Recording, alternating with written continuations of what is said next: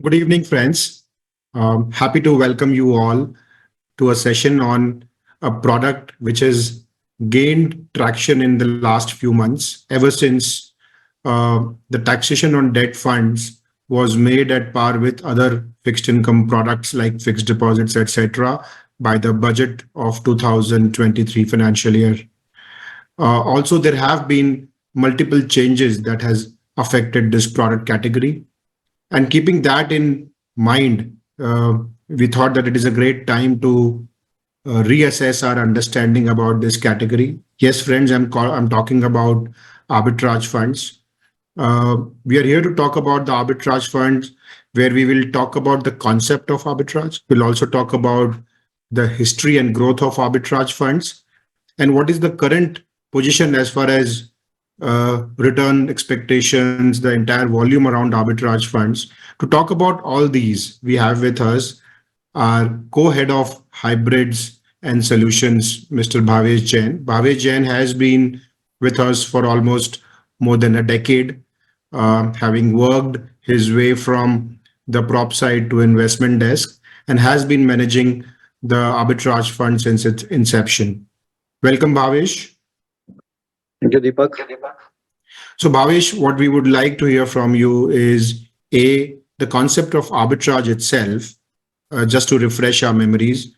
Also, how the product gets constructed and how the various constituents of the arbitrage fund works, and what is the current opportunity and current view as far as arbitrage funds are concerned, as far as Edelweiss is concerned. So, over to you, Bhavesh. Looking forward to a insightful session today. Yep. So, good evening, everyone. See, arbitrage is nothing but buying and selling same thing or similar thing in two different market at same point of time. That is the, you can say, theoretical definition. Here, what we try to do is buy a particular stock in NSE equity segment and sell the same in NSE derivative segment. That is current month future, next month future, and try to capture the spread between spot price and future price, which theoretically is nothing but your cost of carry. Proxy of that can be your liquid fund return, which is again signaling what is your short term interest rate in economy. Theoretically, return of arbitrage fund should always be closer to what your liquid funds are delivering. So you will see historically in 2014-15 period, when liquid fund was delivering you 8 to 9% return of arbitrage fund also in the range of 8 to 9%. During COVID, when interest rate went down to as low as 4 to 5%, return of arbitrage fund also went down to 4 to 5%. And now, after US started hiking rate and RBI followed the same, return of liquid fund as well as arbitrage fund both have touched 7.5% territory. So logically, return should always move in line with interest rate in economy, but there are other factors also which impact return of arbitrage fund, which we will discuss in some time. The basic construct of the portfolio is for every 100 rupees which we get, 65% is minimum what we try to put in arbitrage so that we qualify for equity taxation. And depending on whether the returns are higher than debt or lower than debt, we can spread our equity allocation between 65 to as high as 75 to 80% also.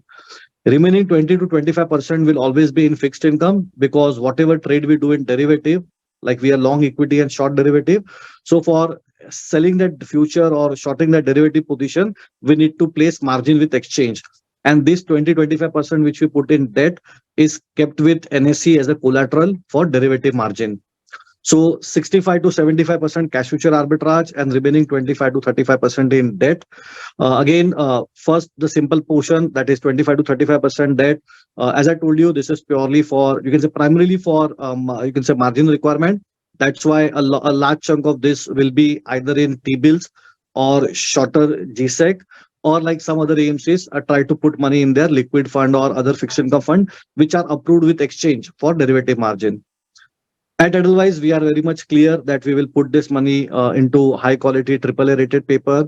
Again, duration wise, because arbitrage is being used as a replacement to your shorter duration fund like liquid or overnight, and then some having maturity of funds having maturity of say anywhere between 3 to 6 months. We also try to keep our portfolio duration around 6 months. We don't want to take 5 year, 10 year duration call over here because people are not coming here as a replacement to your duration fund. This is purely a replacement to your liquid on a post tax basis. That's why we try to keep our duration also on the lower end of the curve. As I already told you, high quality triple A rated paper. So no credit call, no duration call. Equity, which is 65 to 75% of my AUM, is purely hedged. There is not even a single rupee naked exposure. We don't do any open trade. We don't do any special situation trade like IPO, open offer, merger, demerger, anything. We run a pure cash future arbitrage position. We buy underlying equity stock and we sell future of the same underlying stock. We are not even doing index arbitrage where we can buy constituent of a particular index and hedge it using that index future. We are not doing that trade. We are doing simplest form of arbitrage trade, that is buying Reliance, selling Reliance future, buying you can say Sun Pharma, selling Sun Pharma future. This is the trade what we actually do over here. Now, as I told you, there are multiple factors which impact this spread between cash and future. The most important one or the primary driver of this spread is interest rate in economy. So as interest rate moves higher, arbitrage spread also move higher, and when interest rate goes down, arbitrage spread also goes down. Other than that, there are few more factors which impact arbitrage fund spread. The second important factor is sentiment of equity market. See, in arbitrage, your primary trade is long equity, short future. So for every short position in derivative, you require someone who will go long on derivative. So for shorting future, you want someone who is buying future. Ideally, who will buy future? Who is either extremely bullish on market or wants to take a leverage position, or is taking purely a speculative, you can say long position. So for that, the underlying sentiments of market has to be extremely positive. In bullish market, see, finally the entire return of arbitrage is the game of demand and supply. In bull market, demand for future will go up.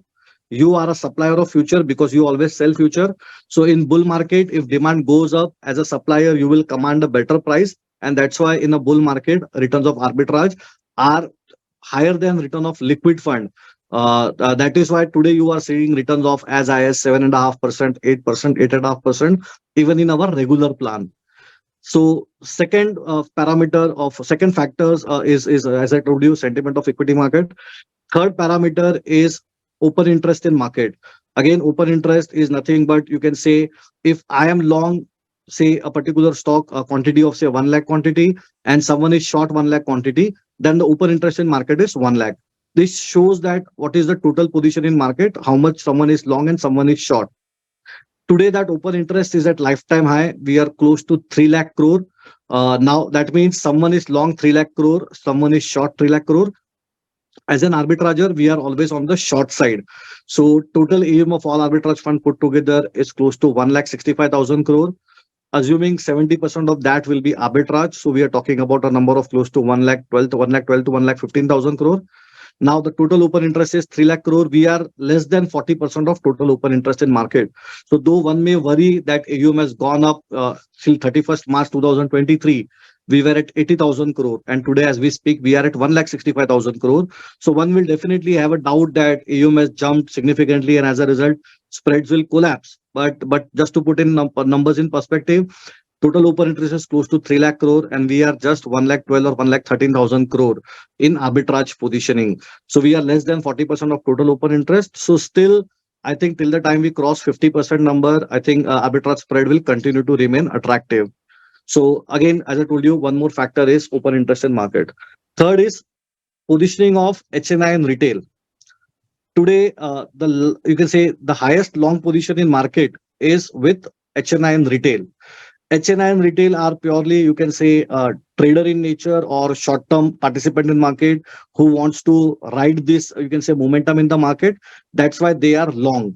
So today, out of this total position of, as I told you, close to 3 lakh crore, if I look at net long position, HNI have net long position of almost 1,25,000 crore, which is highest amongst all the participants. followed by FII. FIR long close to 30,000 crore. So HNI and retail are holding four times higher position compared to what the second largest participant like FIs are holding. Again, HNI and retail, as I told you, are purely, you can say, trader or speculator in nature. If they feel that a particular stock is going to give me 5%, 10%, 20% return, then they will not hesitate to roll over that stock at 10, 15, 20 basis point higher compared to the fair level. And that is why today again we are getting higher return because entire long position is dominated by HNI and retail. And if they are looking at 5, 10, 15% upside in a particular stock, they don't hesitate to give you 10, 15 basis point extra at the time of rollover. And that 10 basis point extra for us on an annualized basis is close to 1.2%. And that is why you see returns of arbitrage fund are continuously higher than return of liquid, even in an environment where AUM is going up significantly. But this long positioning from HNI and retail is taking care of all the higher AUM what we are getting because they are also increasing their long position continuously. Other than that, one more factor is your NDF spread. Again, just to simplify, what is NDF spread? An FI coming to India, he will convert his dollar into rupee, and for that, he will have to bear a hedging cost because whatever money he wants to make in India, it should not happen that he make 4-5% alpha in India by deploying money in India, and that 4-5% is taken away by currency depreciation. That's why they will hedge. If this hedging cost is higher, then FI will not come in India because say for example an FI is borrowing in US at say 4% or 5% and doing arbitrage in India at 8 to 9%. So he's making 4% risk-free spread. Now, if his hedging cost is more than 4%, then effectively he's not making anything. So FIs will come in India to do arbitrage only and only if their hedging cost is under control. Today, that hedging cost is on the higher side because of interest rate movement in US, interest rate movement in India, plus a lot of geopolitical issues. Hedging cost is on the higher side. That's why FIs are not coming to do arbitrage in India. So in a way, again, that same picture of demand and supply come into picture. Your competition is low because FIs are not doing arbitrage. As a result of lower competition, you have a better command on the supply side of the situation, and that's why you are getting better price. So ideally, you will see all these four or five factors coming positive simultaneously. Happens very rarely, which is happening today. Normally, when interest rate goes up, equity market goes down, and as a result, sentiment becomes negative. But this is a first time where we have seen interest rates have moved up by almost 150 to 200 basis point from bottom of say 4.5 to 5% in 2022 to almost you can say 7.5% in 2024. But in the same time, equity markets have rallied, you can say, in the best possible manner. So these two things moving in the same direction is the best combination for arbitrage fund, and that is why today we are getting returns which are extremely positive. In addition to this, just to add, normally Jan, Feb, March, if you look at historical return of arbitrage, Jan, Feb, March gives you at least 1.5% extra return compared to remaining 9 months of the same year. Reason is one more factor which impact arbitrage fund, that is volatility of equity market. Historically, you will see all our tops and bottom are made in Jan, Feb, March quarter. That means markets are extremely volatile in this particular quarter. There are multiple reasons. First, this is a year start for FII. So they rebalance their portfolio, and as a result of their buying and selling, we see our markets become volatile. Second, historically, we have our budget in the month of February. So we have a pre-budget correction, a pre-budget rally, then budget-related announcement, and whatever positive or negative announcement is there in budget, we see reaction of that in the following month. That's why that is one more reason that markets are extremely volatile. Third, because it is financial year end, a lot of client, a lot of corporates don't want to carry a particular position on their, you can say, annual report, and as a result, they rebalance their portfolio. So that rebalancing also lead to, you can say, a wild swing both in interest rate in economy. So we normally see interest rate goes up in the month of March. And again, on the equity side, also a lot of prop desk are closing their book because of financial year end. And as a result, competition is less for arbitrager. So that also helps arbitrage fund to generate better return. So again, all these three or four factors coming together in this particular quarter, historically also return of Jan, Feb, March compared to the remaining year is almost 1.5% higher. So we are already into Feb month, and we expect returns will be higher for both February as well as March. In addition to that, again, because government will announce their budget and to meet their fiscal deficit target, they will ask all the PSU companies to announce dividend. Historically, February and March are loaded with a lot of PSU companies announcing their dividend. That also is like an added advantage because we are long equity, so we are entitled to receive whatever dividend is announced by the company, and that dividend is like an added bonus for an arbitrager. So Deepak, all these factors coming together, I think this is the best time to deploy money in arbitrage. Even if you have 1 month view, 2 month view, you should definitely look to park money in arbitrage. So, Bhavesh, ever since inception of Edelweiss Arbitrage Fund in 2014, we have done very, very well. In fact, we are in top three in terms of performance. How have we been able to manage this performance over such a long period of time? Point number one. Also, is it a correlation that if you have a large equity expertise or equity book, you will necessarily have the expertise to manage arbitrage fund? Because a lot of people think that अगर बड़ा है तो सब कुछ अच्छा है. I think that is a very important point, Deepak. See, the skill set required for managing long equity and the skill set required for managing arbitrage is totally different. Today, you will see some of the largest AMC, their arbitrage fund is not there in top five, top seven, top 10 performing fund. AUM wise, they may be there, but performance wise, they are not there because see, from 2005 till 2014, first 9 year arbitrage category was only 5,000 crore. The first arbitrage fund came in 2005, and in 9 years, the AUM was just 5,000 crore. As a result, a lot of larger AMC ignored this category. We launched our arbitrage fund in 2014 June. We garnered close to 58 crore in our AUM, and we were lucky. We launched it on 27th June, and on 10th of July, when NDA government led by Prime Minister Narendra Modi announced their first budget on 10th of July, they changed debt taxation from 1 year to 3 year, which in the latest budget has been taken out. The 3 year also has been taken away.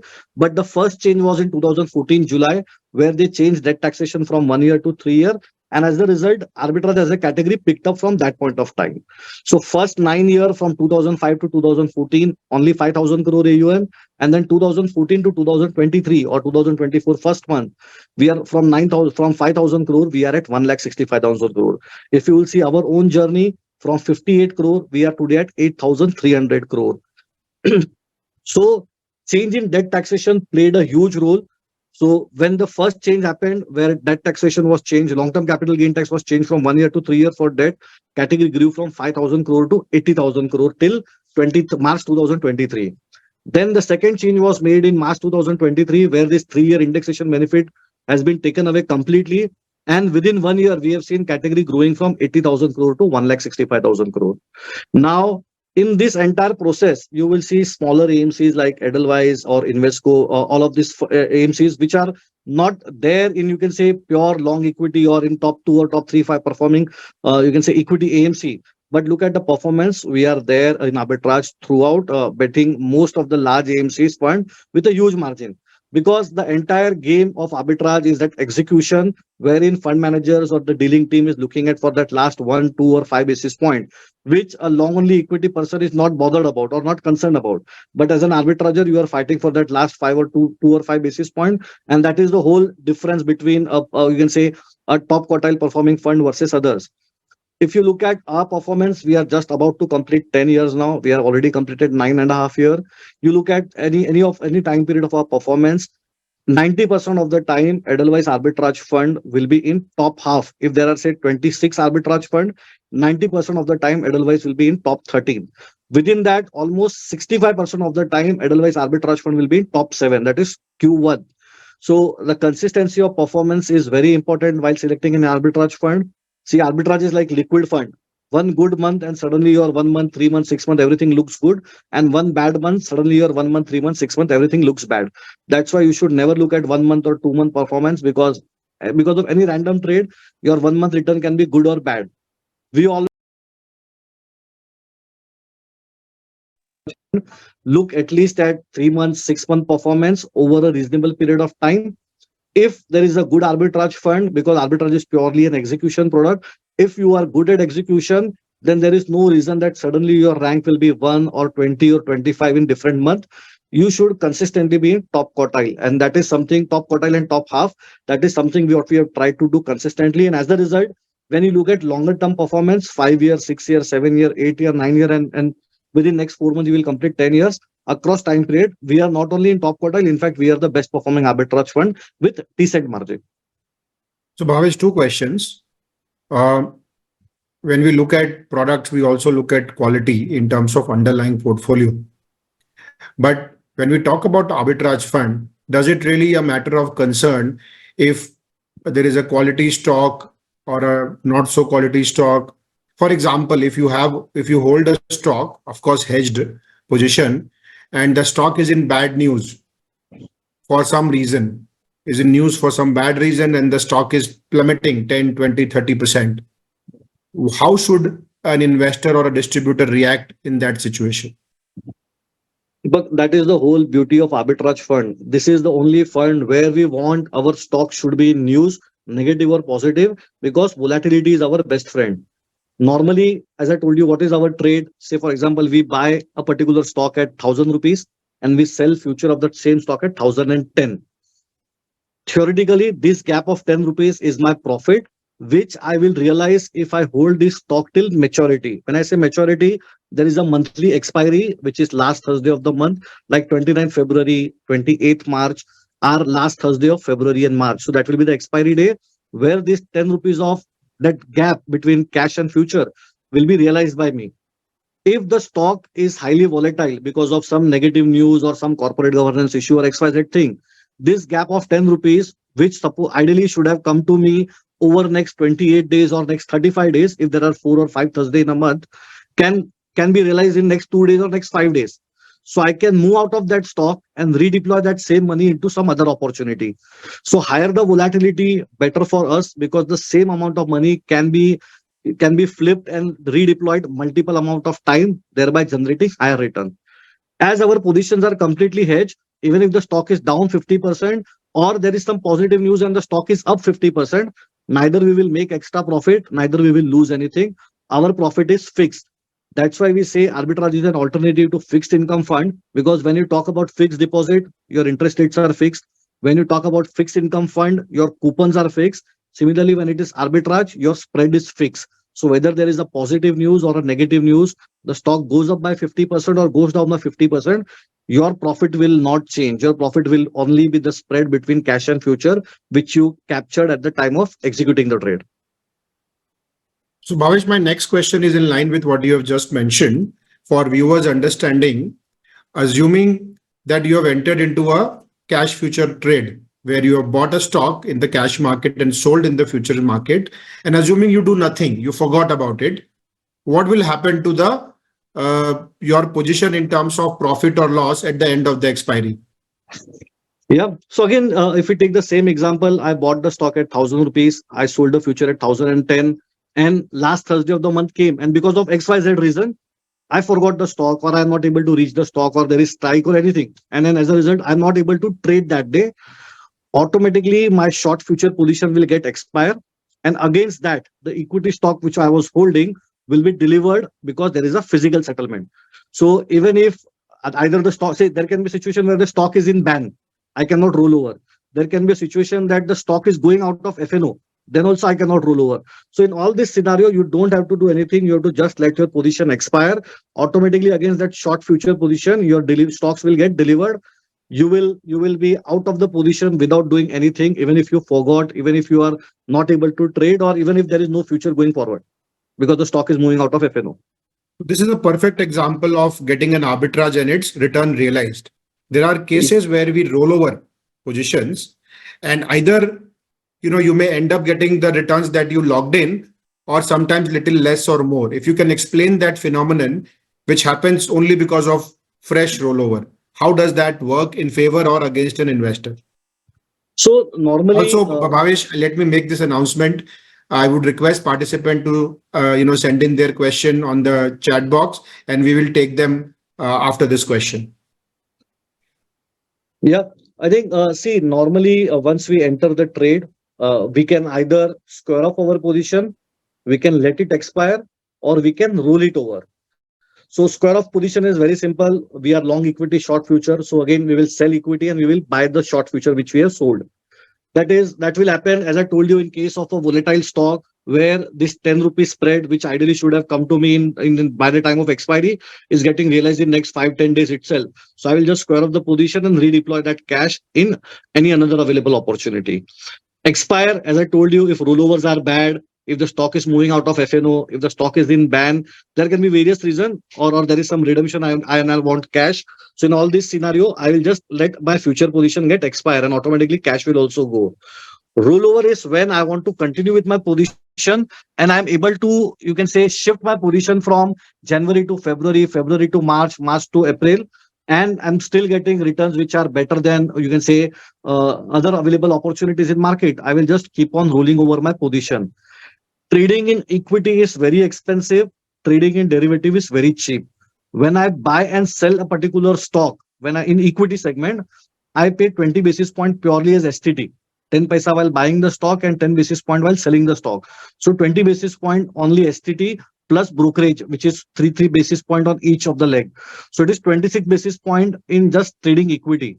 Whereas when it comes to derivative, I pay 1 basis point brokerage on buying future. That is, I will buy my January future and I will sell February future. So 1 basis point for buying future, 1 basis point for selling future, and only 1.25 basis point for STT while on the sell leg. So my round trip cost on rollover is around 3.25 basis point versus my round trip cost to move from stock A to stock B is as high as 26-27 basis point. That's why most of the positions gets rolled over. Now, at the time of rollover, there are few factors which can impact my returns. First, as I told you, sentiment of equity market. If sentiments are extremely positive, rollovers will be higher. You will get better return, like what we are getting for last 6 to 8 months now. Sentiment is extremely positive, so rollovers are very good. As a result, you are getting better return. Then another factor which impacts, as I told again, there are few months where there are 4 Thursday. There are few months where there are 5 Thursday. Like in February, 1st February, 8th February, 15th, 22, and 29. We have 5 February in the month of 5 Thursday in the month of February. As a result, rollover spreads normally are slightly on the lower side for a 5 week expiry compared to a 4 week expiry because people roll over at absolute level. Say, for example, I am rolling over my position at 10 rupees. Now, 10 rupees for 28 days is a different number versus 10 rupees for 35 days is a different number because we are looking at annualized return. That's why smaller expiry and longer expiry can also make a differentiation on your rollover spreads. Again, market volatility, because all your NAVs and all your inflows outflow are on the basis of closing NAV or closing price of a particular stock, which is nothing but last 30 minutes volume weighted average price of NSE equity and NSE derivative. Because NSE equity and NSE derivative are two separate, you can say, market. Sometimes it happens that they are closing in equity segment and in derivative segment because of some block deal, because of higher volume, because of lower volume, cannot be in sync with each other. And that's why sometimes you see we as we say that we have captured 8%, but 1% is already realized in this month, or we have captured 8%, but we will still get 9% because of 1% of last month will also get realized in this month. So because of that mark to market phenomena, your returns can move 1% here and there. And then that is why we always say come at least for 3 months, 6 months, so that this mark to market things get average out over a reasonable period of time. But for 1 month, if you are coming for 1 month, that is the reason we always say come closer to expiry week, redeem closer to expiry week. If you are coming for 3 months, 6 months, 12 months, you can come on 1st, you can come on 8th, you can redeem on 15th, you can come on 12th. As and when you want to enter and as and when you want to exit, you can do that. Because in arbitrage, anything about 3 months is like long term. So for long term, your entry and exit doesn't impact your performance. But if you're coming for 1 month, 2 month, and 3 month, then try to come closer to expiry and redeem closer to expiry. So, Bhavesh, I would urge investors not to look at arbitrage fund for less than 3 to 6 months. For that, I think a liquid fund or a ultra short term fund could be better suited. Ideally, you should come for more than 3 months, and more than 6 months is even better. The experience would be much more smoother. Bhavesh, two more questions on risk, and then I'll start taking audience question. One is with regards to the risk that can be, visible, that is visible as far as fixed income portion is concerned. So in past, we have seen some people have taken credit, Some people have taken duration. What is your advice? And what do Edelweiss do? You've already explained, but for the benefit of our partners, if you could further explain that. Also, how do you how are you protected from a fat finger trade? For example, I mean, you understand a fat finger trade, but for the Yeah. benefit of partners, if you hold 1 lakh shares, but you have redeemed or if you have sold 10 lakh future against it, how those kind of anomalies can be protected? How is the risk management functioning at that level? Sure. I think in arbitrage, no one should not be bothered about the equity portfolio because entire equity portfolio is hedged. One should definitely be more cautious on the fixed income side. Though people think that fixed income is, you can say, relatively safe, but for arbitrage, historically, if you will see in 2018 when ILFS and DHFL crisis happened, there was an arbitrage fund which gave you negative return because they were holding DHFL paper and that defaulted. As a result, your NAV was negative. Similarly, in 2020, March, at the time of COVID, when lockdown was announced, at that time also some arbitrage fund which were having long duration and they were forced to unwind their position because we saw almost 40% redemption in just 2 weeks across category. People were forced to liquidate their fixed income portfolio at a you can say, levels. And as a result, again, we saw that some of the arbitrage fund gave you negative return. Theoretically, arbitrage fund should never give you negative return if you are holding that position for the entire expiry. But as the time of COVID, where people were forced to redeem in between because there was a lockdown announced, and as a result, people wanted liquidity. There was a month where we saw returns of arbitrage fund were even negative. That's why fixed income portfolio is something which you have to be very careful. At Edelweiss, we have a return policy where we say that all our investment will be into AAA rated paper. We will not take a duration call. We will not take any single paper having maturity of more than 3 years. Average maturity will be 6 months plus or minus, you can say 3 months. Again, as a no conflict policy, we don't deploy money in any of our group company also. So as you know, Edelweiss Group have many, you can say, sister companies, but as a no conflict policy, we don't, you can say, deploy money in any of our group company. And again, for transparency, if you see, we don't have to wait for your fact sheet or monthly portfolio disclosure. We publish our fixed income portfolio every Monday on our website. So you can look at that portfolio because according to us, the biggest source of risk for all hybrid funds, not only arbitrage, even equity saving, even balance advantage fund, is their fixed income portfolio. And that is why we publish our fixed income portfolio for all our funds on our website. Now, as far as execution risk is concerned, where, as you said, that instead of 1 lakh shares, 10 lakh shares are getting traded, or because of any XYZ reason, one of the leg is not getting traded. So, just to put in things in perspective, all our trades are routed through brokers. As a mutual fund entity, we are not allowed to trade directly, though there is a consultation paper from SEBI, but this is still, you can say, in discussion. Nothing has been finalized. So as of now, all trades, not only for us, for all mutual funds, all the trades are routed through broker. Broker takes the end responsibility. If I say that do arbitrage of say 5 lakh shares in Reliance, end of day, he is supposed to give me 5 lakh quantity, which is perfectly hedged. If there is any deviation that instead of 5 lakh, he has bought say 5 lakh cash but sold only 4 lakh 50,000 future, then we are not compulsory. We don't have any compulsion to take that position in our book. We can directly reject the trade. It has happened many times that because of operational issues, because some stock suddenly goes into a circuit for a few minutes and then it opens after some time. Because in FNO there is no permanent circuit, there is circuit for very few seconds or few minutes. And in the meanwhile, if there is some stock which has remained unhedged, the entire responsibility lies with the broker. They make sure that they don't enter into a trade where any position has remained unhedged, and that's why we don't have any operational risk at our end. If at all there is some mistake at the broker's end, we have all the, you can say, power to recover whatever losses has been incurred from the broker. And then brokers are also extremely mindful of that, and that is why you would have never heard in you can say almost 1,60,000 crore industry doing rollover every month of almost 2 lakh to 3 lakh crore. But till date there is no you can say operational hiccups, which has happened not only with Edelweiss, across industry with any arbitrage fund. Thanks a lot, Bhavesh. I'll start taking audience questions. Mr. Varun Asher from Optimus asks, what's your view on how will arbitrage funds be impacted by change in taxation, if any? So if equity taxation also goes away for arbitrage, what happens? I think, see, this is from, I think, if I'm not wrong, from 2018 onwards. Whenever there is budget, this apprehension, this doubt, this nervousness is there in market, or you can say rumors are there in market that taxation for arbitrage will also change. I think, see, as of now, if you look at overall market volume, if you look at overall liquidity in market, I think the large cap and large and mid cap space is extremely liquid because a lot of arbitrages are there in market to make sure that proper price discovery happens. If at all government changes the taxation, it will not be, you can say, a particular category that they will pinpoint arbitrage, because taxation will be in line with equity taxation. So like earlier, there was no long-term capital gain tax for equity, so there was no long-term capital gain tax for arbitrage also. Then when 10% long-term capital gain tax came for equity, the same thing was applicable for arbitrage also. So if at all anything will happen, it will happen to the entire equity bucket. uh, Again, we cannot speculate, or we don't know what, when and when it will happen.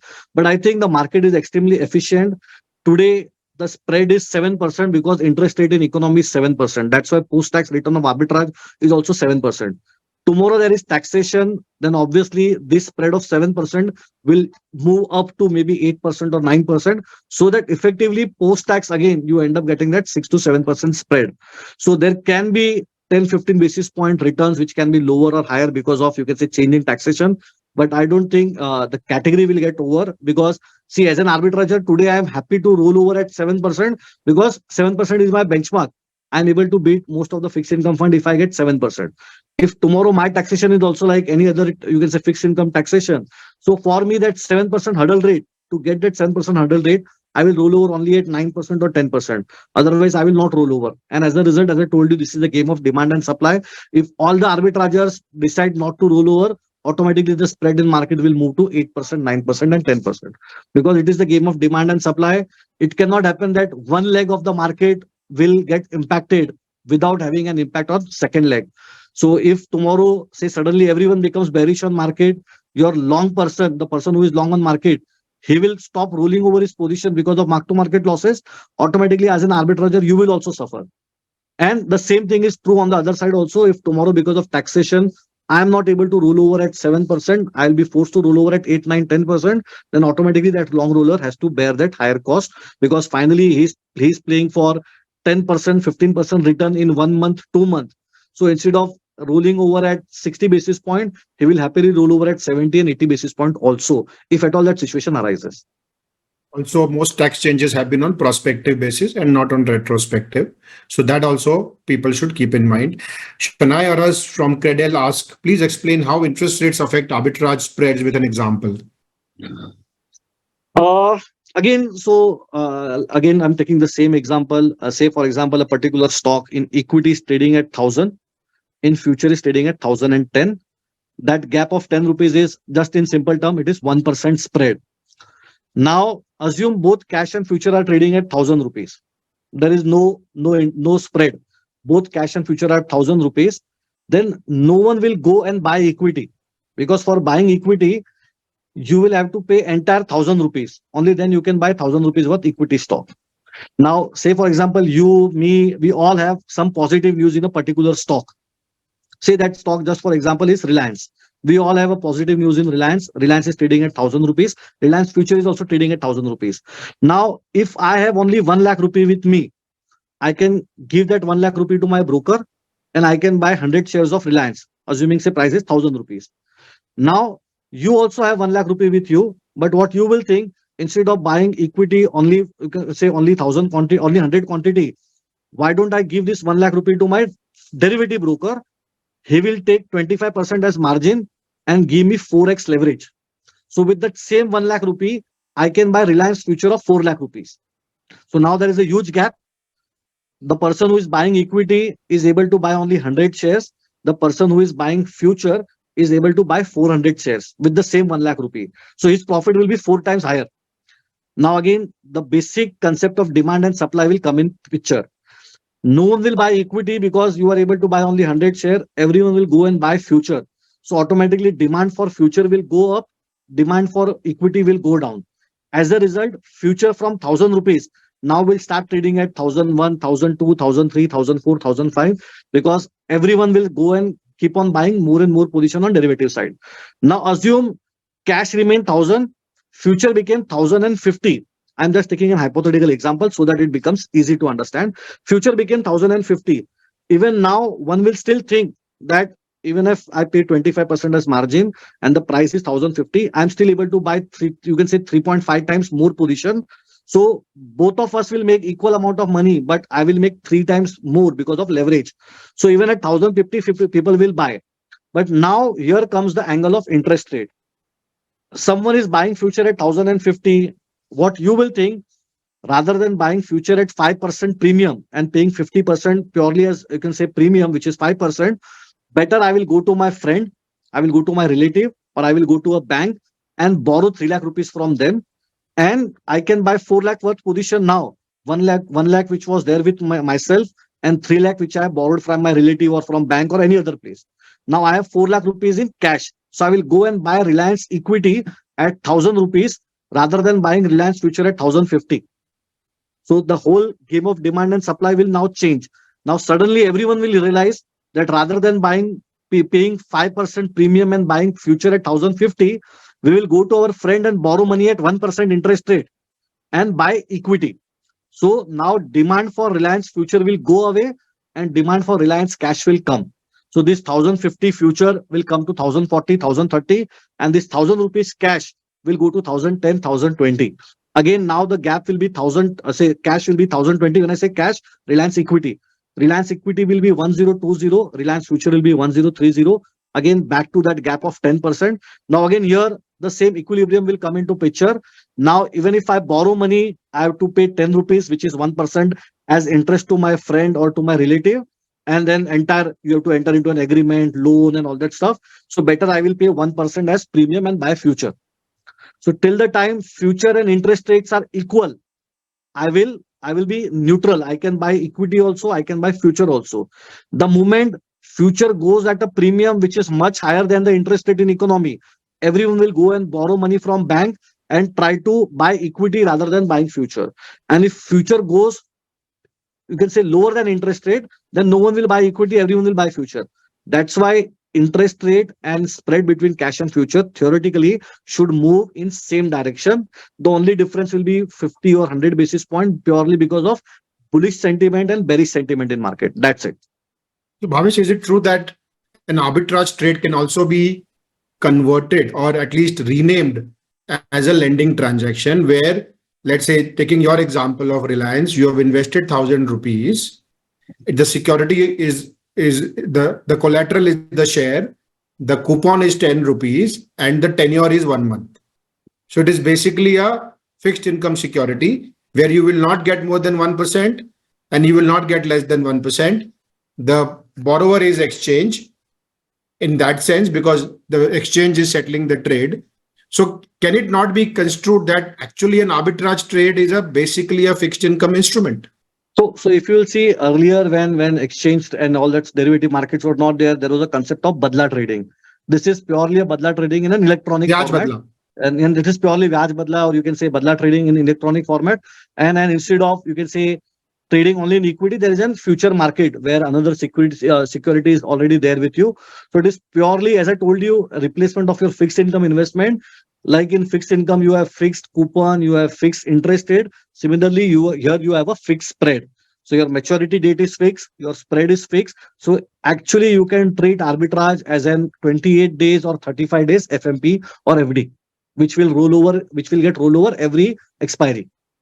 But still, Bhavesh, we would like to understand the movement risk in terms of NAV compared to a ultra short or a liquid, which may be more linear. And Yeah. hence, we are saying that 3 to 6 months is better. So if you could explain the difference between liquid ultra short versus arbitrage in terms of daily NAV movement rather than Yeah. a 3 month NAV movement. So assume that, say, liquid fund is giving you 60 basis point return and arbitrage is also giving you 60 basis point return. So there are 30 days in a month. So your return of liquid fund more or less will be 2 basis point per day. It will be very linear. But in arbitrage, because as I told you, cash market closing is last 30 minutes of NSE equity segment. Derivative market closing is last 30 minutes volume weighted average price of derivative segment. Both of them can move into different direction because of some block deals, some announcement, higher volume, lower volume. And that's why your daily NAV is more volatile compared to your liquid fund you can say liquid fund NAV. Liquid fund will give you 2 basis point on a daily basis. So 30 days, you will make 60 basis point. In arbitrage, because of this mark to market, what we normally call your daily NAV is calculated using mark to market. That means all your positions are getting marked to the daily closing price. There can be a days where you are getting negative 10 basis point as return. There can be a day where you will get positive 10, 15, 20 basis point as return. Just to put example, if you look at yesterday's NAV of all arbitrage fund, it was around 13, 14, 15 basis point. If you will look at today end of day NAV, which will get published in the night, returns will be negative 8, negative 10, negative 12 basis point. So if you add 2 days, you are making 4 basis point, which are equal to liquid. 2 basis point for 2 days, 4 basis point. But the way your portfolio will show, one day negative 10 basis point, one day positive 14 basis point. So volatility will be much higher. And that's why we say 1 month return of arbitrage fund, because of this mark to market or this NAV calculation, can be random. And if you stay longer, you stay for 3 months, 4 months, 6 months, this gets average out. And that's why you will not find that volatility when you are looking at 3, 4, 5 months, because in arbitrage, as I told earlier, it is known as long-term investment. 3, 4, 5 months is long-term. And in long term, all this volatility gets averaged out and you are not impacted. But for 1 month, definitely it can have an impact of almost 100, 150 basis point on your expected return. And 100, 150 basis point can be huge, particularly earlier when return was as low as 4 to 5%. 100, 150 basis point here, and then your returns can go down to 2.5% also, and your return can go up to 7% also. Today, when returns are almost 8, 8.5%, 1% here and there, it can still be in the range of 7 to 9, which is still better than liquid. That's why today we are saying, even if you are looking for 1 month, you can come for 1 month deployment also. But that is only in today's scenario where returns are as high as 8 to 9%. But historically, when returns are average, say 6, 6.5%, 1.5% swing because of mark to market can change your return profile dramatically. And that's why we always say come at least for 3 months. Also, there is a question with regards to ideal investment horizon. I would suggest not less than 3 months. People should not look at arbitrage fund because of this daily NAV movement could be different. But over 3 months, this all gets evened out. Also, I would like to request people not to start their STPs immediately. Wait for 1 month and then start your STPs. Unlike a liquid plus or a liquid fund where you can start it immediately, I would recommend always a 1 month holding period before you start your STPs, etc. from arbitrage fund. Final question, Bhavesh. How does one really select an arbitrage fund when returns are not too different? How exactly one arbitrage fund is different than others? So I think, Deepak, I already mentioned consistency of performance is extremely important. Someone is taking a duration call, and when duration goes in his favor, there is sudden, like what happened in last, you can say, couple of weeks. Suddenly there is 10, 15 basis point, you can say, correction in interest rate. You will see suddenly those funds taking duration are becoming number one, number two. And the same thing can go against you when interest rate hardens further. So that's why if anyone has taken a duration call, a credit call, or some, you can say, random position in their portfolio, their 1 month return can be very good. But sometimes that trade will go in their favor, sometimes that trade will go against them. That's why 1 month return can be good or bad, but 3 months, 6 month return will always be on the lower side. So what ideally we say is look at rolling 6 month return of all the arbitrage fund. Look at for last 1 year, 2 year, 3 year, 5 year, as long as you can see. Look at this data and look for consistency of performance. When I say consistency of performance, again, if there are say 24 arbitrage fund, ideally your fund should be in top 6 performing fund, that is Q1, top 25% of the fund across time period, so that you don't get negative shock. That you look at a fund today, that fund is rank 1, you will enter looking at that rank 1 performance, and by the time you enter and your 1 month or investment period of 1 month, 3 months, 6 months, it gets over. By the time the trade because of which his rank was number 1 suddenly goes against him, like interest rate from 7.2 went to 7, you enter at 7, and then again from 7 it went to 7.2, you may end up losing money. or you can say at least you may end up getting underperformance. And that's why I look at consistency of performance. Second, please look at fixed income portfolio of all the arbitrage fund when you are selecting. No matter they say that we have only 1% in AA rated paper or only 1.5% in a B rated paper, it will not impact the portfolio, then you should again counter argue that 1%, even if it goes in your favor, will not impact the portfolio. Then why to take that even 1% position also? Because if you are talking about a product where your expected return is 6 to 7%, even if 1% gets, you can say, wiped off because of mark to market or because of credit default or any other stuff, that is like 15% of your expected return. So you should not look at it at a 1% position. You should look at it with the lens of 15% of my expected return. And you have to keep in mind while selecting any arbitrage fund, the quality of the fixed income portfolio. So thank you so much, Bhavesh. Thank you for your valuable insights. Thank you everyone for participating. Just to conclude, Edelweiss Arbitrage Fund has been in existence for almost 10 years now. The current AUM is close to 8,300 crores. Across time periods, we are quartile one, as Bhavesh so well explained. In terms of short-term performance, 1 month, 3 months, 6 months, and 1 year, we are ranked 1, 3, 3, and 4. So thank you so much, everyone, for participating and taking time out. We really appreciate your patience with our comments and questions. Thank you.